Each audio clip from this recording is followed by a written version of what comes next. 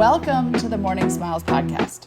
In these episodes, we discuss with other business professionals about the world of making conscious decisions, especially in social settings like conferences and work events. Morning Smiles isn't just a podcast. It's a movement from the visionaries behind Sober Life Rocks. Join us for stories and discussions that celebrate conscious living and, most importantly, keeping you smiling. Whether you're on your commute to or from work or just seeking some inspiration, we're here to make sure that you have a bright part of your day. So stay positive and remember, making the right choices today means smiling tomorrow. We are on this journey together with Morning Smiles. Good morning. I'm Margy Schaller, co-founder of Sober Life Rocks. I want to welcome you today and let you know that you are not alone. How many of you have been in those situations where the alcohol-forward events at conferences or business parties have made you feel isolated? I know I have. But through this podcast, we're changing that narrative. We are here to create a community where individuals like you who choose not to drink or drink less can find camaraderie, support, and practical advice. I'm thrilled today to invite back my co-founder, Laura Nelson, and today we're going to be talking about what we're calling Sober Inclusive. So Laura, start us off. What in the world is Sober Inclusive? I'm so excited to be back on our own podcast, and I'm glad you're leading this for us.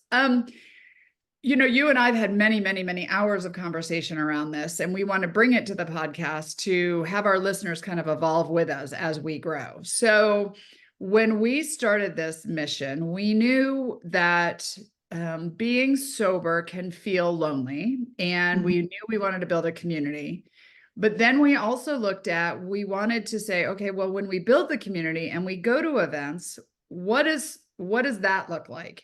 And it's not an us them discussion, but many times at these events, when you talk to event planners or the organization, they say, well, we have non-alcoholic options, right? We know that Coke, Sprite, put a lime in it. We know all the things about that, but that's not it's beyond that. And that's where we came up with, and I don't know if we coined this, Margy, if you and I did it or what, but Sober Inclusive is more than just the drink. Literally, that's what we keep saying, that's our purpose, but it's more than just having alcohol-free options it's more than the drink. And so we've been working on defining what Sober Inclusive is, because we're meeting with a lot of meetings now and they're like, okay, well, what do you mean? And it's literally letting people arrive, in my terms, and I'll ask you to give me yours after, but it's allowing people to arrive and feel included in the event, the conference, whatever, no matter what they have in their cup. But that means you have to foster an environment where they feel welcome when they arrive. There's easy ways to network. There's culture and environment that's comfortable that we can. So let me interrupt you there, because I'm thinking back to the last couple of conferences I went to, and the sessions weren't starting until the morning. And so I arrive and you pull into the hotel and you're dragging your bags behind you, and there's the bar, and all of my buddies are over there at the bar getting their drinks. So already off the bat, walking in before it's even started, I'm feeling a little bit left-footed. Right. Well, and that's where Sober Inclusive, the reason you and I are going at this two different directions is because this is for the meeting planners. This is for the event planners. This is for, even if it's dinner with your dental team or your legal team or whoever, recognizing that people who don't drink may already walk in like that, feeling a little like, right? Because the majority of Americans, the majority statistics show, drink alcohol. And those that don't may already feel a little less comfortable just on their own accord, right? So for the meeting planners or those who are organizing these events, it's kind of putting it on them to, what can you do to make people feel included before they arrive? How do you communicate with them before the event starts? How do you make sure they feel connected to other people before they get there? We show up to hotels a lot at nighttime, the night before an event, and I don't know anybody there. if I already have, a group that I'm communicating with on my phone, or a text group, or a WhatsApp or something, at least I feel like I'm not showing up alone. Because as glamorous as it sounds to travel around the country and go to events, it's a very lonely life. We all, those who might be listening to this know, right? And so to arrive and know you already feel included is just the beginning of it. So I'm going to ask you though, because you've asked me, how would you define sober inclusive? Like, what is that for you? The term inclusivity is a big buzzword right now, right? Mhm. We're talking about it socially, we're talking about it in all different types of dynamics. But to be practical, I want to bring it back to food. Mhm. So if you are going to a dinner and the main dish is chicken and the second dish is steak, now people are aware that there might be some vegetarians. And so do they just have a salad? Is that the vegetarian offering? And to me, that's how it feels when the option at a bar is club soda or Coke. Mhm. It's like I'm just being handed a salad. Mhm. So I think that the really smart restaurants and the really smart meeting planners are thinking through how they can make those vegetarians feel as though their meal is just as special and just as delicious. And guess what? I love a good steak. But there are times when I order that vegetarian offering because it looks so good. Right. I think And, it's the same with the alcohol. Like and I was going to say, but I'm going to add to that and come back to you. And though, with us, the reason it's a slight difference is because when you don't not go to a conference because you're worried about what the vegetarian offering is, right? You don't yep, not walk and sit at a table because you're wondering if it's going to be salad or a sandwich. But as a society, you might not go to a conference or walk up to a group of people without a drink in your hand. Like, the drink is the thing that makes this a little different, right? It's yep, that crutch, that norm, it's the thing that we've always done. So yep, that's where it's the same, but where this is a little bit different for us. So go yep. ahead. And I think I shared on a previous episode, my husband and I last year went on a cruise to Alaska, and it was one of these small boat cruises. And there was a maximum of 80 guests. It turns out that because ours was the beginning of the season, there was 21 guests. But I called ahead of time to the sales team to say, my husband and I don't drink. Is there going to be other offerings? Because we don't want to just be drinking water the whole time. Mhm. It's that same mentality. It's Mhm. that same thing going to a conference where the entertainment is the drink. Mhm. Mhm. And so if the entertainment is the drink, then how come I have to have salad? Exactly. Yeah, Right? And exactly. so I think that there is so much wrapped up in the drink. And we're going to talk some more throughout the rest of this podcast about other things. But I think if we just breeze over it's more than the drink, we're missing a large piece of it. Mhm. When people walk up to a group of us and say, hey, I'm headed to the bar. Can I get you something? And I say, club soda, because I know that that's the only thing that most places have. And I get the shocked reaction, Uh-huh. I feel judged. Uh-huh. Is that all? So if it was, I'm going to have one of those, um, you know, what are sober on the beach drinks instead of sex on the beach drinks, Uh-huh. like that would be so fun to be able to say.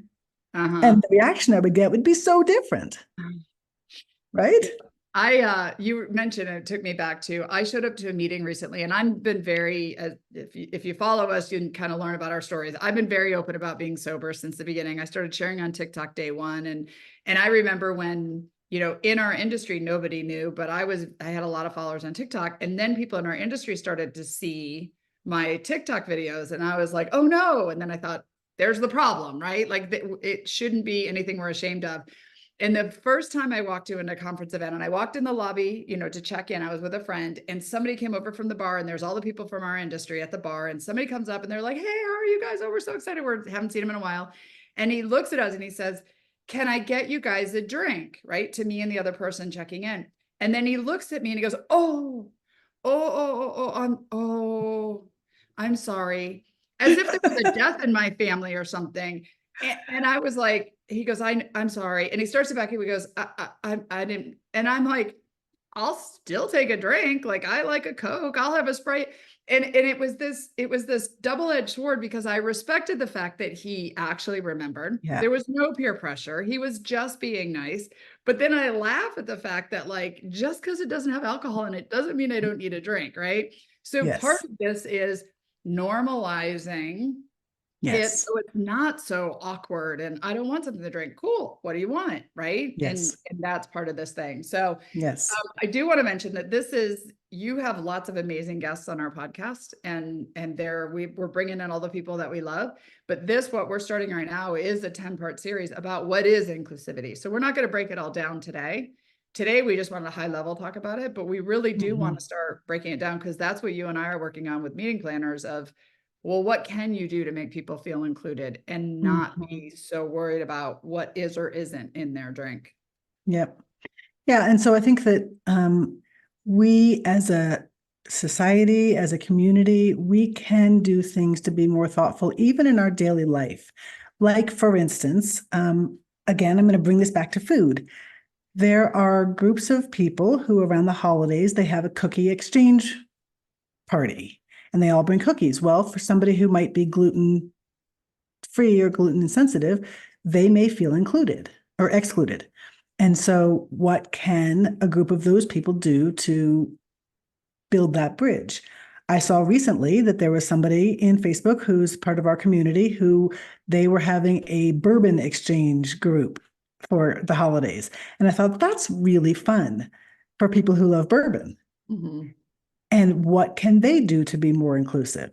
So I don't want to put the onus on people who are enjoying their alcohol to bend over backwards for me, but can I participate in things like that by bringing an alcohol-free bourbon offering or, Right. whatever. There are so many ways out there. It's about thinking through how can we build those bridges? How can Now, we stay in community with each other? one of the things and the reason you and I have started our organization is because it is a movement. There are more people who are, choosing sober choices. There's dry January and what are the other ones? Did you say dry Dry January, July dry July? and sober October. Okay, there you go. See, I don't even know about these. But what we believe is because our life is we're on the road, we're speakers, we go to events, we network, and that is an area that needs some attention and some love because Yep. the meetings have been doing it the same way over and over and over and over again. And there's a lot of pressure on meeting planners. There's a lot on like you got to get the attendance there, you got to have great events, so we understand this isn't like you need to do this, but how can we help meetings become more sober inclusive? Because if I'm going to spend $1,000 to get to a meeting, I don't want to do it like you said. You always say you go down for 45 minutes and then head to your Yep. room. What a waste of money, right? Yep. And so we can get a community together, which is great, but then the culture needs to change, right? That endpoint needs to change. Yep, absolutely. So staying with the drinks for one more minute. For those of you listening, I am so excited. In a couple of weeks, we're going to have a guest on. His name is Chris Nelson, and Chris Marshall. He is the owner of Sans Bar, which was the original first all non-alcoholic bar in the United States. And he has started an entire movement of people who also are starting non-alcoholic bars and alcohol-free brands. And so I was talking with him today, and he shared with me a statistic that I'm going to go chase him down and get the source. But there was some study done that said that 80% of people who are purchasing alcohol-free brands are not sober. Which means as we're working with meeting planners, as we're working with people in our community, we know that these things are not just going to be for the small percentage of people who don't drink at all. Mm-hmm. These are for everybody. And so sober inclusivity is really about everybody. And that's where I want to bring you next in this conversation is to talk about something you were just touching on, and that's the whole networking aspect. Right. So for me, I call myself an extroverted introvert. And what that means is I love people. I love my friends. I love being in those situations where I can go dancing or do all the things, and it exhausts me. And so I do need to retreat to my room at a certain point for my own energy, and that's okay. But what is most exhausting about it is when I want to get to know people and I'm finding these barriers in the way. Mm-hmm. And so in our conversations we've been having with people, so many people are saying like the networking is what they go for. Yep. And it's the challenge. So And talk to me a little bit about that. And yeah, let's talk about, because we've defined who's in our community, and we've defined you. That was a great point, the percentage you gave up of people who aren't sober. So this mission isn't just for sober. Okay. So sober, that you might have people who are sober just because they never liked alcohol, or it was never part of their upbringing, religious reasons, health reasons, or recovery, right? But there's also sober-ish people who Mhm. are, maybe they drink once in a while, sober curious people who are considering the sober lifestyle. Your coined term, sober wingmen, who are people who support the normalizing of sober choices. And then the meetings and the collaborators that we're working with, the companies. So that defines I never even realized the amount of people I know that I hang out with at these events who actually don't drink, or don't drink very much, because Yeah. that wasn't normal for me. Like when I went, I went and I had fun, right? From beginning to end. I was first one at the bar and last at the bar, got up the next day, still spoke, still networked, but alcohol was part of my story. It's Mhm. kind of like when you decide you're going to buy a minivan. You're like, I'm going to buy a minivan. What do you see on the road after that? Everywhere, everybody's Minivan, driving right? minivans. And so, of course, now that I'm sober, I'm like talking about it, and I'm finding all these people in our network that actually are sober-ish, sober Yeah. curious, right?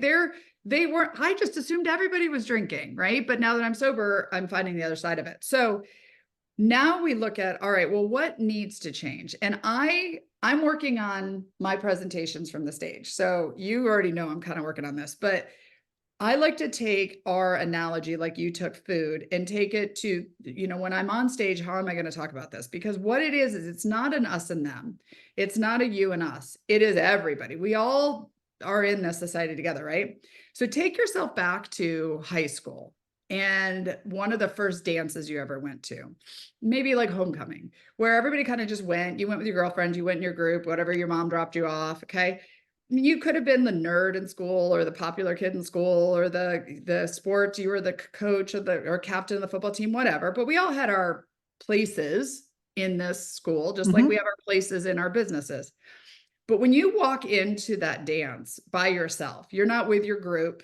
You walk in and the girls are on one side and the guys are on the other, and you don't know where your group is, and you kind of know people. But remember how that feeling was of like, everyone's insecure. I don't care if you're the captain of the football team or you're the biggest nerd on campus. You're insecure until you get connected to your group, your like-minded people, or you're in conversation. And so every single one of us has that feeling when we go and network. When you walk into a ballroom or a conference room or a bar, it's hard. And if you don't have your people, if you're even if you're traveling as a group, but they're not there yet and you're waiting, you sit there, it's awkward. And the So can I just easiest, stop you for a second? yeah. I just want to pause there Okay. because I think that people who know either us or know other speakers look at us through this lens of, wow, they know everybody. Wow, they're so confident. Wow, they've got it all together. And I just want to stop and say, we all feel that way. Mm-hmm. The only moment that I overcome that feeling of angst is when I find somebody else that I know well enough that I Mm-hmm. can go and like puppy dog on them until I'm breathing a little more comfortably. Yep. Now, does it show on the outside? No. But Yep. inside, am I just dying a quiet death until that moment? Yes. Yeah. Yeah. And the easiest go-to in society, I'm just talking about in society, is Mhm. we go to the bar, we go to this event, and we get a drink. Now, Yes. I've always gotten an alcohol drink, so that was my go-to. I no longer get an alcohol drink, but this cup that we hold is I don't know, it's like this comfort thing, right? And so that's where, networking isn't easy for anyone. In fact, we just did a 10-part series of how to mingle better, how to network better, because nobody really taught me how to network when I was 20 years old. And so have a drink, it makes it easier. Okay, great. And now I am 52 and I no longer drink because I didn't know how to network, right? So recognizing that it's not easy for anybody, or I shouldn't say for anybody. We all got those people who are like, they're the networking kings, right? Yeah. But making the environment so that networking is easier, that we have ways to connect, things to talk about. And that's what we talk about with meeting planners, of like things they can do so that before you arrive, some people there. When you arrive, it's easier to talk to other people, and having other options. Like, it doesn't really matter what's in your drink. So having some fun options so people have other choices. But there's a whole kind of thing around that networking where that's why we're there. But it's not easy. It's not Yeah. easy. You get that, right? So that's where the meetings need to be more inclusive around that. Yeah. So what I hear you saying, and I wholeheartedly agree, is that the alcohol has become both the comfort and the relaxation of the anxious person walking in, and it's the thing that the meetings know to do to bring people together. Exactly. And so what we're saying is we want to, on the one hand, find ways to reduce that anxiety without the alcohol being the only solution. And on the other hand, help the meetings find other ways to bring networking together that isn't around alcohol. Mm-hmm. Yep. And that's what this 10-part series is going to be about, is like breaking that down and really talking about the different strategies for answering both of those needs, because those needs are real. Exactly. Exactly. And our ultimate mission is normalizing this discussion. Like not talking about it. That's all that we haven't been talking about it. And it's time to talk about it, right? Just like there's other organizations, groups, and things that need to be talked about. But for us, this impacts our life and so many people we've talked to. So let's talk about it, right? Let's dive deep into it. If you talk to anyone about meetings, they always shake their heads. They're always the same, the conference room, rolling in the bar, loud music, trying to network. Part of the reason we named this Morning Smiles podcast is it kind of goes with our forward-facing brand, which is Morning Smiles. And Morning Smiles is you never regret not drinking too much or drinking it all the night before. I have never gotten up and thought, God, I wish I had another glass of wine last night. Like, oh, I'm so excited I did those shots. Like, even if you drink, you still in the morning go, maybe that one glass of wine was one too many, right? So we're about morning smiles. And it's actually ironic because I don't like getting up in the morning. I actually love my mornings sitting in bed drinking coffee, but I don't regret the mornings if I drink less or don't drink the night before. And that's the idea behind this, is to help meetings get more inclusive for everybody. Yep. So I know that there are a lot of people listening who go to meetings we don't go to, or maybe have opinions about some of this, ideas that they could share with us. Like, how would you like them to be able to participate in this conversation? Well, we would love to have conversation about it. I mean, we are completely open to conversation. So wherever you're listening, if there's, comments in there you can make, or chat in there. We are starting in our industry. We're in the dental industry and we're healthcare, which is perfect industry to start, but every industry is the same. I believe they still have the same meetings. You get on a plane, you go there, you arrive, you got a network. That's part of the thing. So, follow us at Sober Life Rocks and connect with us that way. We want to hear, we've got great ideas of sober inclusive things, and we're learning stuff every day. In fact, I'm going to challenge you real quick. I didn't even know this, but can you explain the difference between non-alcoholic and alcohol-free and zero? Like, you've been doing research on that. You were talking to Chris at Sansbar. Like, what are the differences of that? Because these are the kinds of things we're learning every day and we want to share with people listening. Yeah. So there are no regulations, and that's part of the problem. But in general, if something says alcohol-free, it can have trace alcohol in it. Like think back to the old days of near beer, right? Near beer has a percentage of alcohol in it. So alcohol-free simply means that it is mostly alcohol-free. Whereas zero proof means literally zero alcohol. So when you are looking at products, if alcohol is something that you want to or need to abstain from, like me, I'm a big label reader. And I'm going to be looking there, and they are required, by the way, to put in if there is a percentage of alcohol, just like with a percentage of caffeine or a percentage of sugar. They are required to do that. But don't think that because it says alcohol free, that means that it's 100% alcohol free. Well, we would love to hear comments.